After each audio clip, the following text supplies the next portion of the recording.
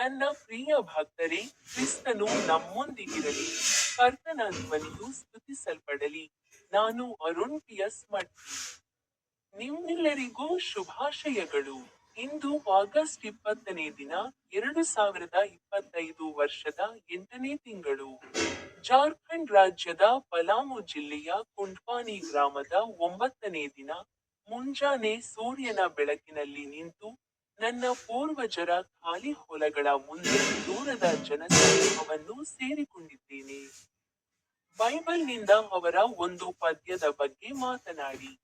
Daniel ಪುಸ್ತಕದ ಅಧ್ಯಾಯ 2 ಪದ್ಯ ಸಂಖ್ಯೆ 22. ಅವರು ಆಳವಾದ ಮತ್ತು ಗುಪ್ತ ವಿಷಯಗಳನ್ನು ಬಹಿರಂಗಪಡಿಸುತ್ತಾರೆ. ಅವರು ಕತ್ತಲೆಯಲ್ಲಿ ಏನಿದೆ ಎಂದು ತಿಳಿದಿದ್ದಾರೆ. ಮತ್ತು ಬೆಳಕು ಯಾವಾಗಲೂ ಅವರೊಂದಿಗೆ ಇರುತ್ತದೆ.